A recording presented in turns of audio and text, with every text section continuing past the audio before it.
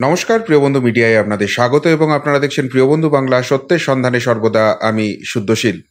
বন্ধুরা, ভোটের মরশুম, কিন্তু তার মাঝখানে আদালতে বিভিন্ন রকম ঘটনা ঘটছে। আজকে জাস্টিস সিনহার এজলাসে একটি মামলা ছিল এবং তার সঙ্গে সঙ্গে আমরা দেখছি বেশ কিছু নাট্যমঞ্চের যারা কুশীলব, রাজনীতির নাট্যমঞ্চের কুশীলব, তাদের টেনশন বাড়ছে। সেই সমস্ত কিছু বিস্তারিত জানবো আমাদের সেই খুব প্রিয় মানুষটি, এনএসজির প্রাক্তন কর্তা দীপাঞ্জন চক্রবর্তীর কাছ থেকে। দীপাঞ্জন দা আজকে আবার আমাদের সময় দিয়েছেন। দীপাঞ্জন দা, প্রিয় বন্ধু মিডিয়াতে অনেক স্বাগত। প্রথমেই একটা বড় সড়ো ক্ষমা চেয়ে নিচ্ছি, কেননা সারাদিন অফিস করার পর এই মাঝরাতে প্রায় আপনাকে ডিস্টার্ব করতে বাধ্য হলাম। কিন্তু দীপাঞ্জন চক্রবর্তীর কথা যদি প্রিয় বন্ধুর দর্শকরা না শোনে, সে কিন্তু অনেক বেশি গালাগাল খায় যে এই মানুষটাকে কেন তুমি ঘন ঘন নিয়ে আসছো না। সেই জন্যই জ্বালাতে বাধ্য হলাম। হ্যাঁ, আমি সকাল 8টায় বাড়ি থেকে বেরোই, রাত 10টায় ঢুকে 10:30টার সময় ইন্টারভিউ। এখন আমি চা খাইনি, 14 ঘন্টা পরে বাড়ি ফিরে। চলো, বাংলার জন্য এটা করতে হবে, বাংলার গণতন্ত্রের জন্য এটা কিচ্ছু না, আরো কষ্ট সহ্য করতে রাজি আছে। আচ্ছা দীপাঞ্জন দা, অনেকগুলো ইনসিডেন্ট ঘটে গেছে, কিন্তু আমি মেজর একটা জায়গায় আজকে প্রথমেই আপনাকে জানতে চাইবো। সেটা হচ্ছে, আজ জাস্টিস অমৃতা সিনহার বেঞ্চে একটি বিশেষ মামলার হিয়ারিং ছিল এবং সেই হিয়ারিং নিয়ে আমাদের সকলের মনের মধ্যেই কিন্তু প্রচণ্ড স্পেকুলেশন ছিল, অনেক প্রত্যাশা ছিল। কিন্তু দেখলাম কোথাও গিয়ে জাস্টিস সিনহাও কিন্তু প্রসিডিং নিয়ে খুব একটা খুশি নন। আমরা দেখলাম 135 কোটি টাকা বাজেয়াপ্ত হয়েছে, কিন্তু জাস্টিস সিনহা বলছেন এটা নগণ্য। তো এই জায়গায় কি আবারও সেই ইডির ব্যাপারটা নিয়ে প্রশ্নচিহ্ন এলো না? আপনি কিভাবে দেখছেন আজকের হিয়ারিং এর যেটা ব্যাপার হলো, আপনার মতে কিরকম হলো? দেখো, প্রথমত আমি হিয়ারিং দেখেছি আজকে লাইভ, এবং আমি খুব খুঁটিয়ে দেখছিলাম যে জাস্টিস মহামান্য বিচারপতি অমৃতা সিনহার বডি ল্যাঙ্গুয়েজ এবং কথা বলা, সেটা কতটা কি হয়। এমনিতে উনি একটু আক্রমণাত্মক, যেটা বাংলার গণতন্ত্রকে এখনো বাঁচিয়ে রেখেছে, এই আক্রমণাত্মক ব্যাপারটা। তার জন্য এখনো মানুষ স্বপ্ন দেখতে ভোলেনি, স্বপ্ন দেখছে। আমি কিন্তু দুটো তিনটে জিনিস খুব খুঁটিয়ে অবজার্ভ করেছি, যে ধীরজ ত্রিবেদী যখন কথা বলছেন, উনি কিন্তু যথেষ্ট প্রত্যয়ের সঙ্গে বলছেন এবং কোথাও কিন্তু কোনো হেসিটেশন আমি দেখতে পাইনি। আমি জানি না, তুমি যে কথাটা বললে যে জাস্টিস অমৃতা সিনহা খুব খুশি নন, তিনি যে খুব অখুশি সেটাও আমি দেখতে পাইনি। আমি নিশ্চিত তোমাদের মতো কিছু দু একটা YouTube channel, independent YouTube channel, Republic বাংলার মতো একটি টিভি চ্যানেল, এরকম দু একজন মুষ্টিমেয় ছাড়া, যারা এই বাংলার আছে না তোষামতকারী চটি চাটা যাদের বলা হয়, লোকজন বলে, আমি বলি না, তারা ছাড়া বাকি সবার ইন্টারপ্রিটেশন এক হবে। কালকে দেখবে ওরাই বলবেন যে এই বিচারপতি অমৃতা সিনহা অসন্তোষ প্রকাশ করেছেন ইডির তদন্তে। এটা সম্পূর্ণ ভুল, আমি দায়িত্ব নিয়ে বলছি। কারণ এক, দেখো, এই ভয়েস টেস্ট, ভয়েস স্যাম্পল টেস্টে যে রিপোর্টটা দিয়েছেন ধীরজ ত্রিবেদী, সেটা সিলড এনভেলপ। এটা কি মানে এই যারা রাজনীতির দালাল যারা রয়েছে বা সোকল বাংলার মিডিয়া, তারা কি এক্সপেক্ট করছিলেন যে জাস্টিস অমৃতা সিনহা এত ইম্পর্টেন্ট ক্রিটিক্যাল একটা ডকুমেন্টকে সবার সামনে খুলে দেখে লাইন বাই লাইন লোককে দেখাবেন আর পড়ে শোনাবেন? উনি দেখেছেন, উনি কিছু টেকনিক্যাল ইস্যুস তুলেছেন যে এগুলো আছে কি না, যেহেতু আমি টেকনিক্যাল লোক নই, এবং তাতে ধীরজ ত্রিবেদী বুঝিয়েছেন যে নিশ্চয়ই ম্যাডাম আমাদের টেকনিক্যাল এক্সপার্ট আপনার যা যা কোয়ারিজ আছে সব in due course of time আপনাকে এক একটা জিনিস বুঝিয়ে। দ্বিতীয়, যেখানে জাস্টিস অমৃতা সিনহা যেটা বললেন, এটা তুমিও বললে, 134 কোটি টাকা, এটা টিপ অফ দ্য আইসবার্গ। চলো 135 কোটি টাকা, এটা টিপ অফ দ্য আইসবার্গ। নাও এই টিপ অফ দ্য আইসবার্গ এটাও কিন্তু বলেছেন, এটাও মাথায় রাখতে হবে, ইডি 2014 থেকে এখন অব্দি 1,16,000 কোটি টাকা অ্যাটাচ করেছে।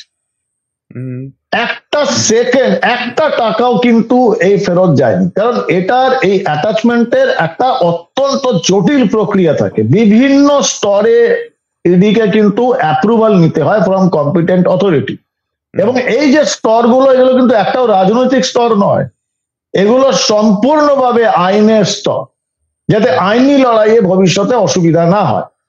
এবং সেখানে ইডি এত আটঘাট বেঁধে প্রতিটা পদক্ষেপ এত সুনিশ্চিত হয়ে তারা পদক্ষেপ নেয়, যার জন্য 2014 থেকে 24 10 বছরে 1,16,000 কোটি টাকার একটা টাকাও কাউ ফেরত নিতে পারেনি। এবং ভুললে চলবে না, যাদের টাকা তারা কিন্তু প্রভূত ক্ষমতাশালী, তারা রাজনীতিবিদ হোক ব্যবসায়ী হোক প্রভূত ক্ষমতাশালী। 1,16,000 কোটি টাকা যারা চুরি করে তাদের ক্ষমতা নিশ্চয়ই তোমার সম্যক ধারণা আছে। তারা তাদের জোর লাগিয়েছে এবং ভারতবর্ষের সঙ্গত কারণে, আমি সেই আইনজীবীদের দোষ দিচ্ছি না কারণ সেটা তাদের পেশা, সেই কোটি কোটি টাকা দামের আইনজীবীরা তারা নিয়োগ করেছেন। একজনও আইনজীবী কিন্তু এখনো একটা টাকা ফেরত দিয়ে যেতে পারেনি। সুতরাং এই যে 134 বা 135 কোটি টাকা গেছে, এর আগে লিপস অ্যান্ড বাউন্সের 7.5 কোটি টাকা, এই যদি তুমি বলো 142-43 কোটি টাকা, তার যদি 143 টাকাও যদি ফেরত নিয়ে যেতে পারে এই উচ্চিংড়ে ফচকে ছোড়া বা এই কাকু টাকু ইত্যাদি, আমি গ্যারান্টি নিচ্ছি, আমি তোমার অন ক্যামেরা তোমার চ্যানেলে দাঁড়িয়ে আমি জনগণের কাছে ক্ষমা চাই। এই 142 কোটি টাকা 142 টাকা যদি এরা উদ্ধার করতে পারে, কারণ ইডি সেই পদক্ষেপ নিয়েই এগোচ্ছে। এবার এটাও ঘটনা, এটা ইডিও জানেন এবং বলেওছেন যে টিপ অফ দ্য আইসবার্গ নিয়ে কথা হচ্ছে। আমরা কিন্তু আইসবার্গও আমাদের স্ক্যানারে আইসবার্গ যে পুরো হিমশৈল চূড়াকে তো আমরা দেখালাম 142-43 কোটি টাকা, এই পুরো হিমশৈলও আমরা উদ্ধার করব এবং এটা আমরা পুরো হিমশৈলটাই ভারতবর্ষের রাষ্ট্রের কোষাগারে জমা হবে। এই দুর্বৃত্তরা একটা টাকাও ফেরত আনতে পারবে না, but in due course of time. আমার পুরো বিশ্বাস রয়েছে, ভরসা রয়েছে, ইডির উপর তো আছেই, সিবিআই এর উপর তো আছেই, তার সঙ্গে সব থেকে বেশি আছে মহামান্য আদালত এবং মহামান্য বিচারপতি। দেখতেই পাচ্ছ, মহামান্য বিচারপতি অমৃতা সিনহা কেন, মহামান্য বিচারপতি রাজাশেখর মান্তা, মহামান্য বিচারপতি দেবাংশু বসাক, একজনের পর একজনে কজনের নাম বল। যখন মহামান্য প্রাক্তন বিচারপতি অভিজিৎ বাবু যখন এই দুর্বৃত্তায়ন বা দুর্নীতির বিরুদ্ধে জেহাদ ঘোষণা করেছিলেন, এই যে ওই একটা 3.5 বছর জেল খাটা একটা আসামি আছে, আর একটা কি পাপোশ টাপোশ বলেছিল না, পাপোশ হয়ে শুয়ে থাকবো, এই নামগুলো মুখে আনতে আমার লজ্জা লাগে, ঘৃণা হয়। এই লোকগুলো তখন খুব লাফালাফি করেছিল যে মহামান্য বিচারপতি অভিজিৎ গাঙ্গুলিকে সরাতে পারলেই নাকি আমরা সবাইকে ডিম ভাত খাওয়াবো। তো ডিম ভাত এখন খাচ্ছেন। এই দুর্বৃত্তরা, এই চোর ডাকাত গুলো, এই কালীঘাটের আলী পিসি, শেখ শাহজাহান, আলী ভাইপো, বালু, পার্থ, এরা যদি রক্তবীজের ঝাড় হয়, বাঙালি ভাবছে দুর্বৃত্তদের আর শেষ কোথায়, এরা রক্তবীজের ঝাড়, একজনকে শেষ করবে 10 জন আসবে। কিন্তু এটাও ঠিক, কলকাতা উচ্চ আদালতের এক একজন বিচারপতি এরাও কিন্তু অমর, অজয়, অক্ষয়। এরাও কিন্তু এখন একজনের জায়গায় জাস্টিস মহামান্য প্রাক্তন বিচারপতি অভিজিৎ গাঙ্গুলি গিয়েছেন, তো আরো 10 জন বেরিয়েছে এবং প্রত্যেক কটা বিচারের রায় দেখে বুঝতে পারছো এরা দুর্নীতির বিরুদ্ধে এখন এই জেহাদ। জাস্টিস প্রাক্তন বিচারপতি অভিজিৎ গাঙ্গুলির হাত থেকে এই ব্যাটন এখন সবার হাতে হাতে ঘুরছে। কতজনের হাত থেকে ব্যাটন ছেনাবে, কতজনকে রাজনীতির রং দিয়ে দাগাবে? তো এই দুর্বৃত্তায়নের শেষ হবে, হওয়ার সময় এসে গেছে, আমরা দেখতে পাচ্ছি। আর তোমার আমার থেকে, জনগণের থেকে বেশি এই কালীঘাটের আলী পিসি বুঝছে, তার জন্য গরমের মধ্যে ভুলভাল কথা বলছে, অশ্লীল শব্দ, রোজ একটা করে নতুন 2 অক্ষরের অশ্লীল শব্দ আসছে। এটা হবে, এটা অমানসিক মানসিক চাপের মধ্যে রয়েছে, রাতে বোধহয় ঘুমাতে পারছেন না। যাকে ওই নিজের ওই এপাং ওপাং ঝপাং কবিতা পড়লে যদি ঘুম টুম আসে। আজকে যে রায়টা হলো সেখানে একটা কিন্তু আমার খুব জায়গা রেখেছে, যেটা কোথাও যেন একটু কভার আপ হয়ে গেল, সেই জায়গাটা আমি বোঝার চেষ্টা করব। আপনি যেরকম কালীঘাটের আলী পিসির কথা বললেন, আমি কথা বলবো তার জালি ভাইপোকে নিয়ে। সেটা হচ্ছে যে 12 জুন নেক্সট হিয়ারিং আছে এবং জাস্টিস সিনহা আজকে যেভাবে রক্তচাপ বাড়ালেন, ইডি কি এবার সেই জালি ভাইপোর রক্তচাপটা বাড়িয়ে দেবেন? কেননা একটা টার্ম এলো 2014 পর সমস্ত প্রপার্টি আমরা করেছি, আমরা নেক্সট হিয়ারিংয়ে সেই রিপোর্টটা দেব। কোথাও কি ইন্ডিকেশনটা রয়েছে যে এবার জালি ভাইপোর চাপটা বেড়ে গেল? দেখো, আমি একটা কথা বলি শুদ্ধশীল, এটা আমি জানি মানুষের একটা মানুষ তিক্ত বিরক্ত হয়ে গেছে। বাংলার মুষ্টিমেয় কিছু দালাল বা এই যে দুর্বৃত্তদের সঙ্গে রয়েছে, তারা ছাড়া সাধারণ বাঙালি কিন্তু প্রত্যেকে মনে প্রাণে চাইছে দুর্বৃত্তরাজের শেষ হোক। এই যে চিন্তা ভাবনাটা যখন আসে তখন মানুষ কিন্তু ওই হতাশা, চরম হতাশা থেকে যখন তারা সূর্যের আলোটা দেখতে পায়, এমন তো হয় না যে রাত 2টো অব্দি তোমার অন্ধকার রাত রইলো, ভোর 4টার সময় কেউ সুইচ দেবালো আর সূর্যোদয় উঠে এসে, এটা তো হয় না। সূর্য ওঠার আগেও তো ধীরে ধীরে অন্ধকারে জাল ছিঁড়তে থাকে এবং ধীরে ধীরে আকাশ হালকা হতে থাকে, আকাশে রং আসতে থাকে, তারপর সূর্যদেব প্রকট হয়। এটাকে ধরে নিতে পারো যে সূর্যদেব কারোর কথায় আসবে না, সে ঠিক সময়ে আসবে। এটা বলে না প্রবাদ, মুরগি ডাকলেও সূর্যদেব আসবে, মুরগি না ডাকলেও সূর্যদেব আসবে। সূর্যদেবের প্রকট হওয়ার সময় হয়ে গিয়েছে। এটা ভাবতে হবে আমাদের যে দেখো, বাংলায় একটা যে অভিযোগ চলছে যে এই দুর্বৃত্তদের যে ডাকাত সর্দারনি বা ডাকাত সর্দার, এই কালীঘাটের আলী পিসি, আলী ভাইপো, এরা 10 বছর ধরে যত্ন করে বাংলায় কিন্তু একটা দুর্বৃত্তদের রাজত্ব চালিয়েছে, যেটা আমি আগে বহুবার বলেছি এবং জনগণ বলছে, আমি বলছি না বা তুমি বলছো না। আমি বিশ্বাস করতে আমার ভয় হয়, আমি বিশ্বাস করতে চাই না যে বাংলার সন্ত্রাসবাদীদের একটা চাষ হয়েছে এবং তার কিছু কিছু ইম্প্যাক্ট আমরা দেখতে পাচ্ছি ইতিমধ্যে। এই যে মুর্শিদাবাদের রেজিনগরে যে ঘটনাটা দেখলে, একটা দাঙ্গা বাঁধানোর চেষ্টা, এই দাঙ্গা বাঁধালে যদি একটা খুব সুতীব্র একটা তীক্ষ্ণ রাজনৈতিক মেরুকরণ হয়, সংখ্যালঘু ভোট নিয়ে যদি আমরা আবার দুর্বৃত্তরাজে আনতে পারি, বা কোনো কারণে একটা দাঙ্গার পরিস্থিতিতে কেন্দ্রীয় বাহিনীর হাত থেকে যদি একটা গুলি ছুটে যায়, তারপর যদি আমরা 2-3টে শবদেহ পেয়ে যাই, যে রাজনীতিটা উনি সারা জীবন করে এসেছে, এই জিনিসগুলো কিন্তু আমার মনে হয় নির্বাচনের আগে যথেষ্ট গুরুত্বপূর্ণ। আর এটা ভাবলে চলবে না যে রাজ্যের শুধু নয়, পুরো রাষ্ট্রের আইন শৃঙ্খলার দায়িত্ব, বিশেষ করে যখন কেয়ারটেকার সরকার চলছে স্টেটগুলো, কারণ নির্বাচন ঘোষণা হয়ে গেছে। কেন্দ্রীয় নির্বাচন কমিশন তারা কিন্তু ইন্ডিপেন্ডেন্ট নয়, তাদের নিজস্ব কোনো ইনফ্রাস্ট্রাকচার নেই। এন্ড অফ দ্য ডে কেন্দ্রীয় নির্বাচন কমিশনকে infrastructure, law and order maintain করার জন্য প্যারামিলিটারি ফোর্সেস বলো বা এজেন্সি বলো, যাই বলো, সেটার জন্য কিন্তু কেন্দ্রীয় সরকারের মুখাপেক্ষী হতে হবে। এবং এটা ভুললে চলবে না যে একটা ভুল ডিসিশন, একটু জলদিবাজি, একটু তাড়াহুড়ো, মানুষকে খুশি করার জন্য, বা ওই দালাল সংবাদ মাধ্যমের কিছু যে সংবাদ মাধ্যম রয়েছে দালাল, তাদের খুশি করার বা তাদের মুখ বদল করার জন্য হঠাৎ করে একটা হঠকারী ডিসিশন আমার মনে হয় না এই কেন্দ্রীয় সরকার নেবে। কারণ অনেক মাল্টি লেয়ার্ড ইম্প্যাক্ট থাকে। আলী ভাইপোকে ঘাড় ধরে এক্ষুনি জেলে ঢোকাতে পারি, আমি দায়িত্ব নিয়ে বলছি, কিন্তু এক্ষুনি ঢোকালে বা এই আলী পিসি এক্ষুনি যেতে পারে, কিন্তু তার যে ইম্প্যাক্ট রাজনৈতিক অভিজ্ঞতা সেটা দেখতে হবে। কারণ ওই যে বললাম যে 10 বছর ধরে সারা বাংলাতে এরা, যেটাকে আমি বারবার বলি যে লুম্পেন প্রলেতারিয়েত গ্রুপ বানিয়ে দিয়েছে, যেটা বামপন্থী বন্ধুদের ভাষা, প্রলেতারিয়েত সর্বহারা, আর এরা লুম্পেন, আর লুম্পেন সর্বহারা। এদের আইনের ভয় নেই, শিক্ষা নেই, কিচ্ছু নেই। এরা ছোটখাটো মার্সিনারিজ। এই মার্সিনারিরা, ভাড়াটে সৈনিকরা যে কোনো সময় যে কোনো কিছু করতে পারে, এবং নির্বাচনের সময় কিন্তু এটা অত্যন্ত হঠকারী সিদ্ধান্ত হবে যদি এক্ষুনি জনগণকে খুশি করার জন্য একটা কোনো ড্রাস্টিক স্টেপ নেওয়া হয়। ড্রাস্টিক স্টেপ হবে, এবং সেটা ভারতবর্ষের প্রধানমন্ত্রী বাংলাতেও এসে বলেছেন এবং অন্যান্য জায়গায় বলছেন যে গত 10 বছর আপনারা যা দেখেছেন সেটা ট্রেলার। যেখানে দুর্নীতির বিরুদ্ধে জেহাদের কথা এসেছে, এগুলো ট্রেলার ছিল। এই 4 জুনের পর দেখবেন আসল সিনেমা, আসল ফিল্ম, যেটাকে বলে না, তোমরাও বলো পিকচার আবি বাকি হ্যায় দোস্ত, ইটস নাথিং। এটা আসবে, এবং সেটা সব থেকে বেশি বুঝতে পারছে কালীঘাটের আলী পিসি আর আলী ভাই। তার জন্য ওরা থরহরি কম্পমান, রাতের ঘুম উড়ে গিয়েছে। আমি নিশ্চিত নির্বাচনের ঝামেলাটা মিটলেই কিছু হবে। থরহরি কম্পমান বললেন বলে আমার আরেকটা কথা মনে পড়ে গেল, এটার হয়তো এক্সটেন্ডেই আপনার সেটা বলতে সুবিধা হবে। সেটা হচ্ছে যে এরা কি কোথাও ভয় পাচ্ছে? হঠাৎ একটা জঙ্গির গল্প শুনলাম, একটা আঞ্চলিক দলের একটা এইটুকুনি নেতা যার গায়ে কিছু হলে খুব বেশি হলে 2 দিন অনুপ্রাণিত মিডিয়া নাড়াচাড়া করবে, 3 নম্বর দিন ভুলে যাবে।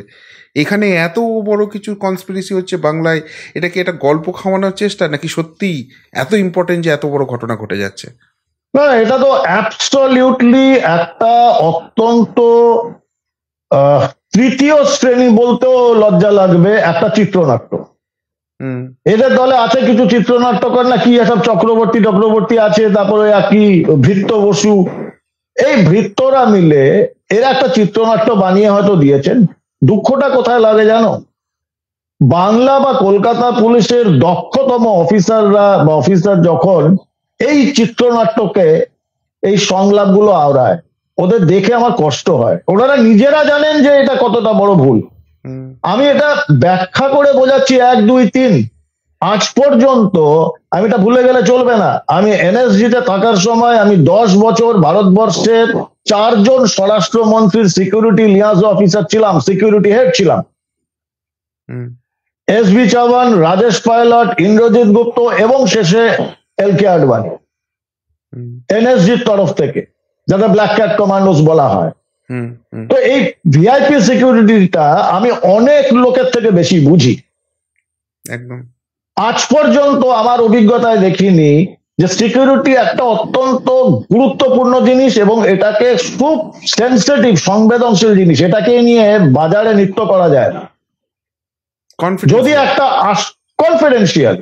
এবং আজ পর্যন্ত শুনিনি বহু ভিআইপি, আমি তো বললাম হোম মিনিস্টার থাকার সময় রেগুলার থ্রেট কল আসতো, থ্রেট মেসেজ আসতো বিভিন্ন হোম মিনিস্টারদের। রাজেশ পাইলটের বিরুদ্ধে এসেছে, ইন্দ্রজিৎ বাবুর বিরুদ্ধে এসেছে, এসবি চাওয়ানের বিরুদ্ধে এসেছে এবং আডবাণীজির বিরুদ্ধে তো এসেছে।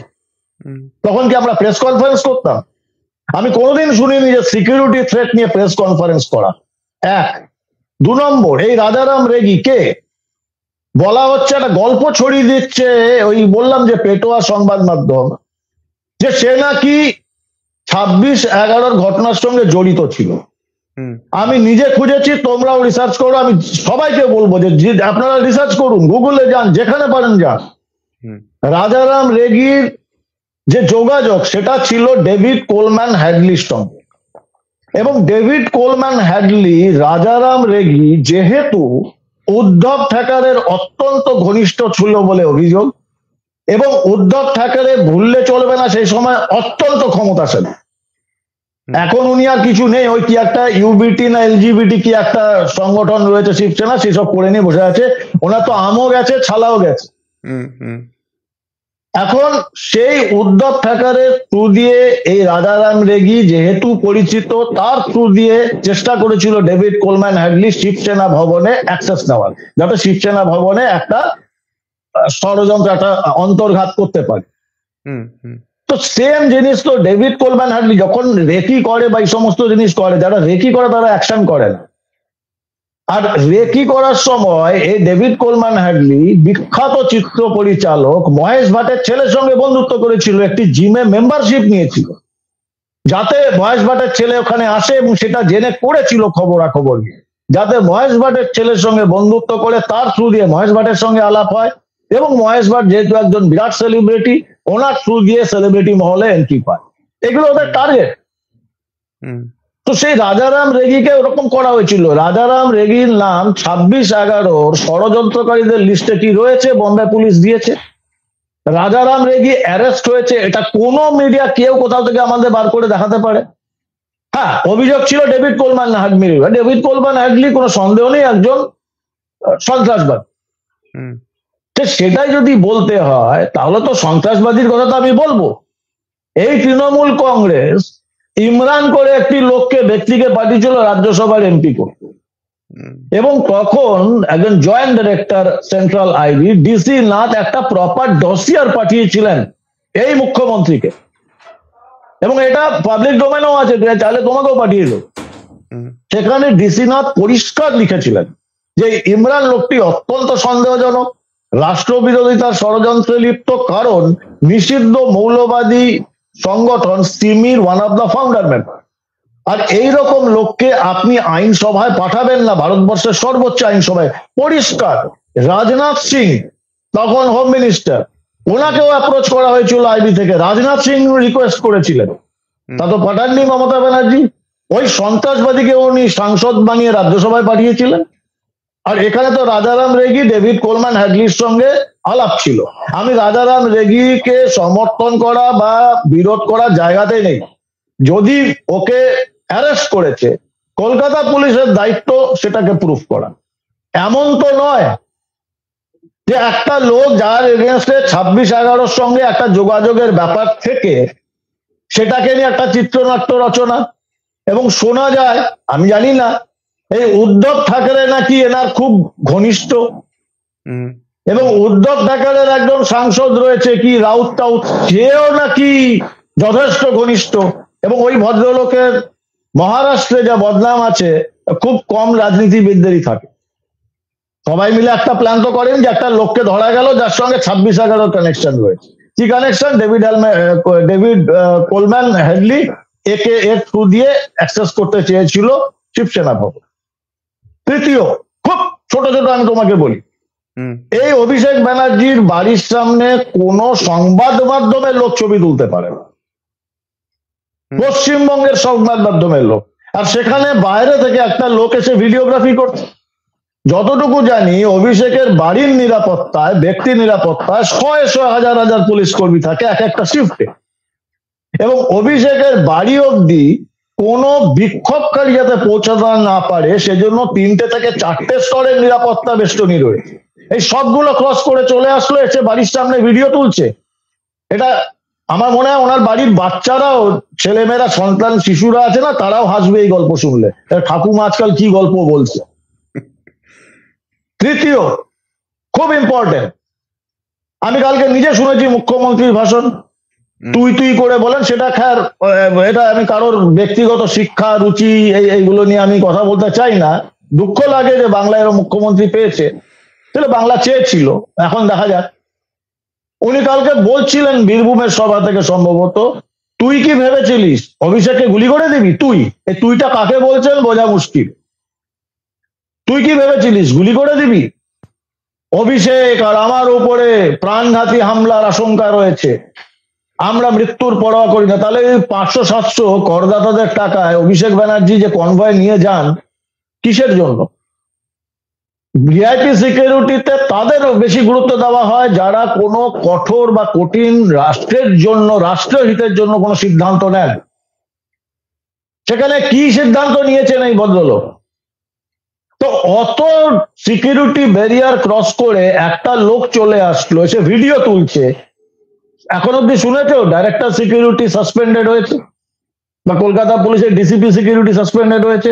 যদি রাজারাম রেগির গল্পটা প্রেস কনফারেন্স করে বলতে পারো, যেটা আজ পর্যন্ত হয়নি, সিকিউরিটি থ্রেট নিয়ে পুলিশের সিনিয়র অফিসাররা প্রেস কনফারেন্স করছে, তাহলে সিকিউরিটি ব্রিচ বা নিরাপত্তা যে বিঘ্ন হয়েছে, যে এত পুলিশকে সরিয়ে তাদের চোখে ধুলো দিয়ে একটা লোক এসে অভিষেক ব্যানার্জির বাড়ির সামনে ছবি তুলছে বা ভিডিও করছে। এই যে যারা দায়িত্ব রয়েছে, কজনকে অ্যারেস্ট করা হয়েছে বা কজনকে সাসপেন্ড করা হয়েছে, ডিসমিস করা হয়েছে, সেটা কেন প্রেস কনফারেন্সে বলা হচ্ছে না? আরেকটা, এই আমার কাছে এরকম 12-14টা পয়েন্ট রয়েছে, সেটা যদি বলি তো তোমার পুরো প্রোগ্রামের সময় চলে যাবে। আমার মনে হয় বাংলার মানুষ এত বোকা নয়। আরে যে পুলিশ মুখ্যমন্ত্রী তার নিজের বাড়িতে যখন আহত হচ্ছেন, সে কি জন্য হচ্ছেন, কে ঠেলে ফেলেছে, কে হাতুড়ি মেরেছে, আমি তার মধ্যে যাচ্ছি না।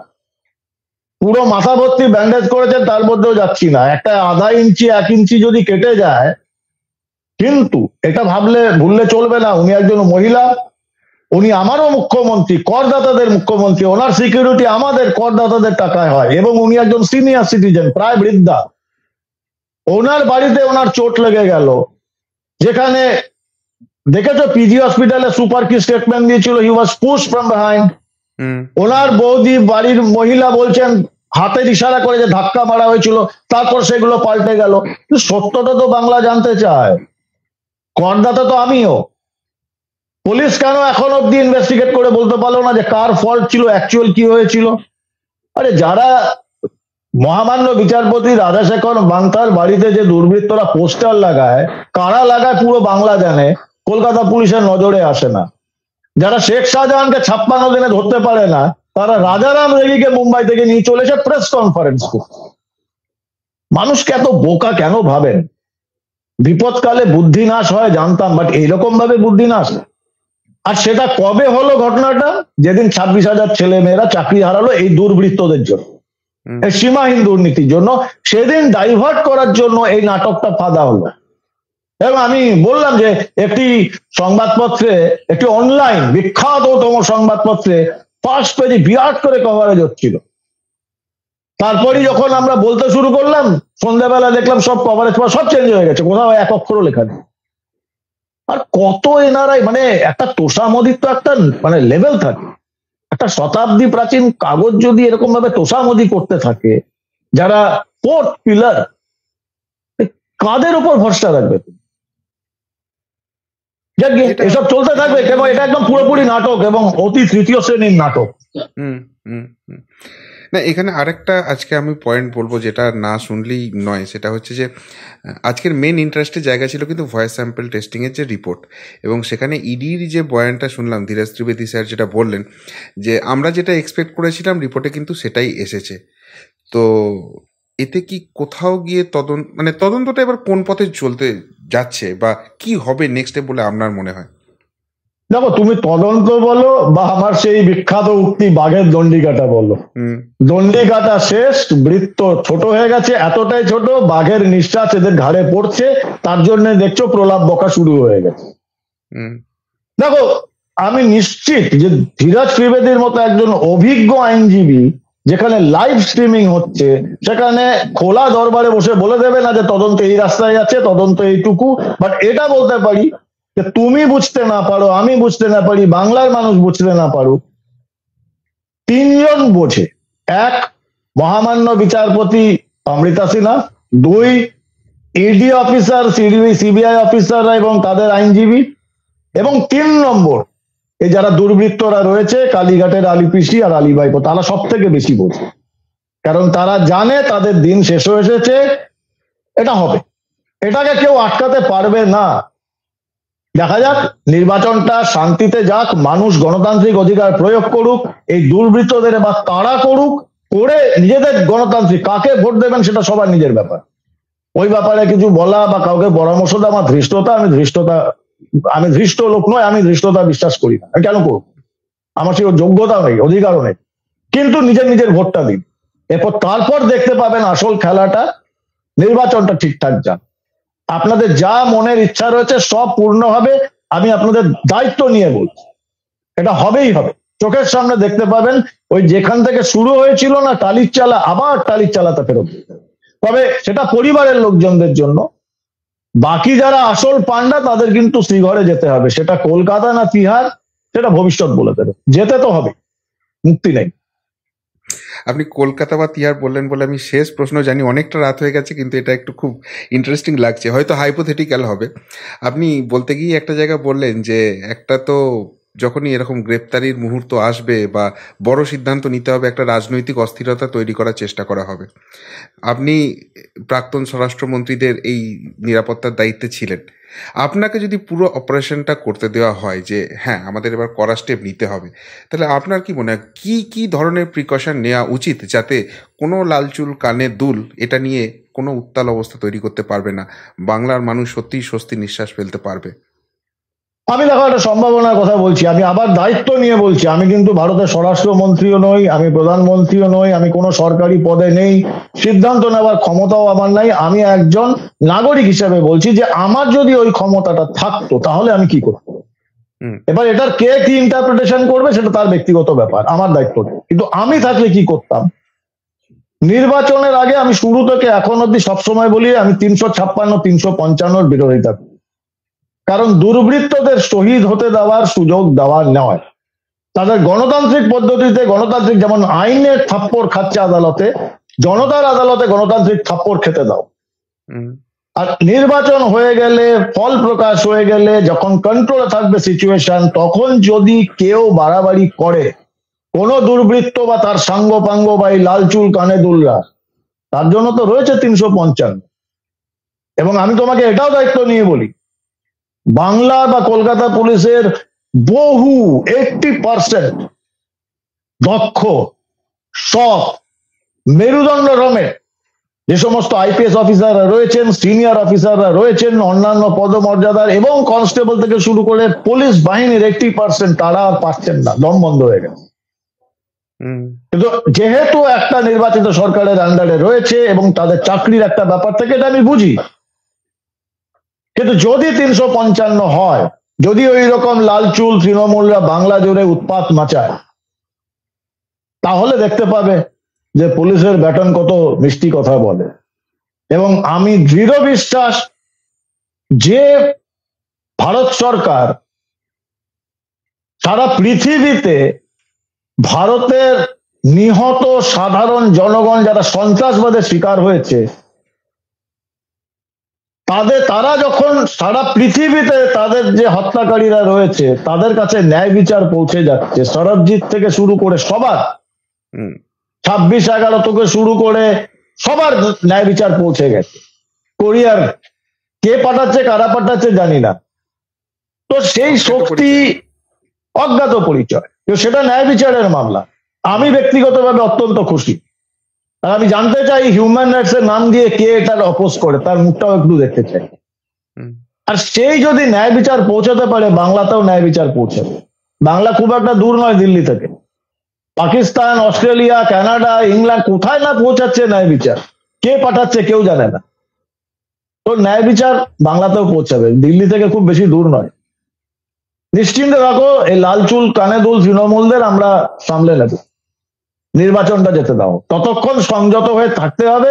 নির্বাচনে যদি এরা বাঁধরামো করে, এরা বুঝতে পারবে। প্রথম দফায় দেখেছে, দ্বিতীয় তৃতীয় দফায় আরো দেখবে, শেষ অবধি দেখতে থাকো কি হয়।